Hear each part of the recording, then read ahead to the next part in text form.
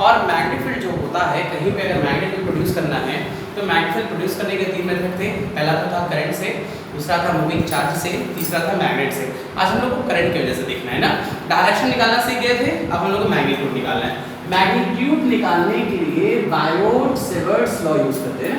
देखिएगा ये Biot-Savart's law current carrying की वजह से है ना। अच्छा, अगर कहीं पे कोई हमारा वायर है, कंडक्टर है, वायर है, कुछ भी है ना, इसमें करंट हमारा आई जा रहा है, चलिए सपोज दैट, और इसकी वजह से पॉइंट पी पे हमको मैग्नेटिक फील्ड निकालना है। ठीक, अगर ऐसा है तो सबसे पहले क्या करिए, एक छोटा सा यहाँ पे करंट एलिमेंट ले लीजिए डीएल, बस नहीं, एक करंट एलिमेंट डीएल ले लीजिए और इसको ज्वाइन करने वाला पोजीशन वेक्टर आर मान लीजिए, जो कि एंगल कितने पे है, थीटा पे। ठीक, एक छोटा सा करंट एलिमेंट डीएल ले लिया जो कि उसको ज्वाइन करने वाला पोजीशन वेक्टर आर है, जो कि एंगल कितने पे है, थीटा पे। अच्छा, अब जो भी मैग्नेटिक फील्ड इंटेंसिटी आएगा, ठीक, वो बायोट-सेवर्ट्स लॉ से μ0/4 pi I dl sin theta upon R square आएगा। ये हमारा मैग्नेटिक फील्ड इंटेंसिटी हो गया अकॉर्डिंग टू बायोट-सेवर्ट्स लॉ।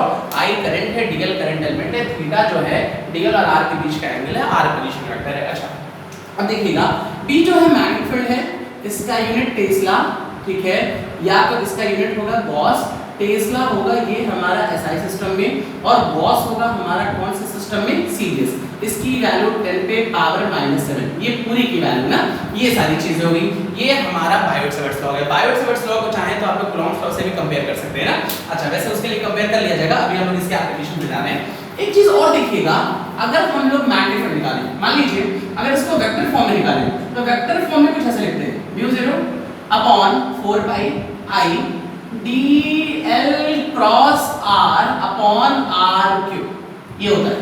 अगर हमको वेक्टर फॉर्म में निकालना है तो μ0/4 pi I dl cross r upon r cube, जहां पे dl क्या है, करंट एलिमेंट है। अच्छा, अब जरा देखिएगा यहाँ पे एक चीज याद रखिएगा, चलिए r का पोजीशन, r का डायरेक्शन तो पता है, इधर ज्वाइन करेंगे वो r होगा। ठीक, dl का डायरेक्शन वही होता है, dl का डायरेक्शन वही होगा जो डायरेक्शन हमारा करंट का होगा। समझ भाई, करंट का डायरेक्शन और करंट एलिमेंट का डायरेक्शन हमेशा सेम होगा। Direction of dl is always in the direction of current. ठीक, अच्छा, अब देखिए जो मैग्नेटिक फील्ड है, मैग्नेटिक फील्ड का डायरेक्शन हम लोग थंब रूल से निकाले थे या मैक्सवेल स्क्रू रूल से। एक तीसरा रूल मिल गया हमको, dl cross r। dl cross r से हम लोग मैग्नेटिक फील्ड निकाल सकते हैं, और जो b का डायरेक्शन होगा dl और r के परपेंडिकुलर होगा। ठीक, देखिए ऐसे भी कह सकते हैं जो मैग्नेटिक फील्ड है वो परपेंडिकुलर टू dl है, जो मैग्नेटिक फील्ड है वो परपेंडिकुलर टू r है। या एक चीज और देख लीजिए, ऐसे कहते हैं, मान लीजिए अगर थंब रूल से देखिए करंट ऐसे जा रहा है तो मैग्नेटिक फील्ड इधर अंदर है, तो इस पॉइंट पे मैग्नेटिक फील्ड अंदर होगा। या dl क्रॉस r लेते हैं तो dl और इधर r है ना, तो dl क्रॉस r लेंगे तो भी किधर आएगा, अंदर आएगा। तो जैसे चाहे वैसे सॉल्व करिए, मैग्नेटिक फील्ड का डायरेक्शन ये होगा। ये हमारा बायोट-सेवर्ट्स लॉ है, और बायोट-सेवर्ट्स लॉ हम तभी अप्लाई करेंगे जब हमको करंट की वजह से निकालना होगा ना। अच्छा, अब देखिएगा इसके कई सारे एप्लीकेशन है। इसमें एप्लीकेशन ये है कि मैग्नेटिक फील्ड निकालना है, वायर का निकालना है, रिंग का निकालना है, हमको फिर सोलेनॉइड पढ़ना है, कई सारे टॉपिक पढ़ने हैं ना।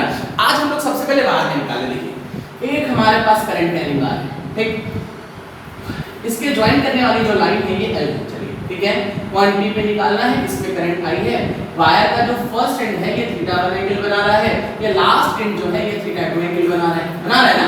अच्छा, अब इसका अगर मैग्नेटिक फील्ड निकालना है, इसका मैग्नेटिक फील्ड का जो फॉर्मूला होगा ऐसा लिखते हैं, μ0/4 pi I by L sin θ1 plus sin θ2। ये हमारा मैग्नेटिक फील्ड इंटेंसिटी आ गया due to finite wire. θ1 starting end का है, θ2 लास्ट एंड का है, और L इसका पर्टिकुलर डिस्टेंस है। अच्छा, अब इसमें केस ये है, ये तो फाइनाइट का है। ठीक, इफ वायर इज इनफाइनाइट, अगर वायर हमारा इनफाइनाइट होगा तो ये वैल्यू सीधी होती जाएगी और होते होते कितना हो जाएगा 90। ये भी सीधा होते होते एंगल कितना हो जाएगा 90। अगर वायर इनफाइनाइट होगा तो उस कंडीशन में θ1 θ2 कितना 90 डिग्री आ गया। sin 90 sin 91 प्लस 1 2 से 2 कैंसिल, तो मैग्नेटिक फील्ड इनफाइनाइट वायर का आ गया μ0/2 पाई I by L। That's it. ये हमारा इनफाइनाइट वायर का मैग्नेटिक फील्ड आ गया। L ले लीजिए, R ले लीजिए, B और R में हमारा इनवर्स रिलेशन है, तो हम लोग ग्राफ भी चाहे तो बना सकते हैं ना। अगर यही चीज मान लीजिए if wire is semi infinite wire, ठीक है, सेमी इनफाइनाइट, सेमी मतलब हाफ, एक एंड, सेमी इनफाइनाइट मतलब कुछ ऐसा होगा, देखिए ऐसा, ठीक है, ये कुछ ऐसा होगा ना। तो अगर सेमी इनफाइनाइट लेंगे तो एक एंगल, तो देखिए इनफिनिटी है ना, एक एंगल तो 90 हो जाएगा, एक एंगल हमारा 90 होगा, लेकिन एक एंगल हमारा 0 हो जाएगा। तो अगर ये 0 हो गया, sin 0 की वैल्यू 0, sin 90 की वैल्यू 1, तो सेमी इनफाइनाइट वायर के लिए mu 0 upon 4 pi I by L, यहाँ पे भी b और l में रिलेशन सेम है, फिर से हमारा रेक्टेंगुलर हाइपरबोला जैसा बनेगा ना। अगर ग्राफ बना लिया जाए तो रेक्टेंगुलर हाइपरबोला हमारा बनता है, ये कुछ ग्राफ से आएगा दोनों के लिए। तो ये हमारा फाइनाइट वायर हो गया, ये हमारा कैसा वायर हो गया, इनफाइनाइट, पर ये हमारा कैसा हो गया, सेमी इनफाइनाइट वायर। अच्छा, अब इसके लिए कुछ क्वेश्चन सॉल्व कर रहे हैं ना, पहले आप टाइम नोट कर लीजिएगा, ठीक है, हम कुछ क्वेश्चन सॉल्व कर रहे हैं, देखिएगा बहुत सिंपल क्वेश्चन है, आप लोग सॉल्व कर सकते हो। देखिए क्या है, सिंपल क्वेश्चन है, ऐसे कह रहे हैं, देखिएगा, अगर हमारे पास कोई ऐसे बात, जैसे मान लीजिए कि क्वेश्चन ऐसे लेते हैं, मान लीजिए कि स्क्वायर है ऐसे, ठीक, ये स्क्वायर, एक ये स्क्वायर है, इस स्क्वायर में करंट आई जा रहा है, ठीक है, आई जा रहा है, और इसका साइड मान लीजिए 2a ले लेते हैं, ठीक, इसका साइड 2 है, इसके सेंटर में मैग्नेटिक फील्ड निकालना है। बस में एक हमारा करंट कैरिंग स्क्वायर है, इसका साइड 2a है, हमको सेंटर पे मैग्नेटिक फील्ड निकालना है। इसमें चार हमारे पास फाइनाइट वायर हैं, चारों वायर का मैग्नेटिक फील्ड का पहले डायरेक्शन निकाल लें, फिर मैग्नीट्यूड निकालें। हम एक वायर को कंसीडर करें, चलिए इस वायर को कंसीडर कर लीजिए, कर लिया। अगर इसको कंसीडर कर लें तो ये पूरा 2a है, तो ये एंगल कितना है, और इसके डायगोनल एक दूसरे से 90 पे होते हैं ना, स्क्वायर के डायगोनल एक दूसरे से 90 डिग्री पे होते हैं, तो ये एंगल कितना हो जाएगा 45, तो ये भी एंगल कितना हो जाएगा 45। तो एक वायर का अगर निकालेंगे तो mu 0/4 pi I by L की जगह a sin theta 1 sin theta 2 मतलब sin 45, तो 2 sin 45 और sin 45 के लिए 1/√2 से √2 कैंसिल, तो ये वैल्यू आ गई म्यू 0/4 पाई आई √2/a। ये हमारा मैग्नेटिक फील्ड आ गया, किसका आया, एक वायर का, चारों वायर में भी करंट सेम है, साइड सेम है, फिर से मैग्नेटिक फील्ड क्या होगा, सेम, लेकिन सबका डायरेक्शन देखिए। अगर यही डायरेक्शन देखा जाए, देखिए करंट ऊपर जा रहा है ना, देखिए करंट ऊपर जा, मैग्नेटिक फील्ड होगा बाहर, इसमें करंट इधर जाता है, मैग्नेटिक फील्ड किधर होगा, बाहर, इसमें करंट ऐसे फिर बाहर, मतलब चारों के लिए सबके सब बाहर। अगर सबके सब बाहर है, सबका डायरेक्शन सेम है, तो जो नेट मैग्नेटिक फील्ड है वो ऐड होगा ना, मैग्नीट्यूड सेम है तो 4 टाइम्स कर सकते हैं, तो लिखेंगे म्यू 0/4 पाई 4√2i/a। बस में ये मैग्नेटिक फील्ड इंटेंसिटी हो गया, किसकी वजह से, due to current carrying square, जिसका साइड 2 है। अच्छा, फिर देखिएगा, रब कर रहे हैं ना, एक और क्वेश्चन देखिए, एक क्वेश्चन और देखिए। अगर यही क्वेश्चन में स्क्वायर नहीं, अगर इसी क्वेश्चन में मान लीजिए ट्रायंगल है, ऐसे इक्विलेटरल ट्रायंगल है, फिर सेम काम, ये करंट आई है, ये करंट आई है, ये करंट आई है ना।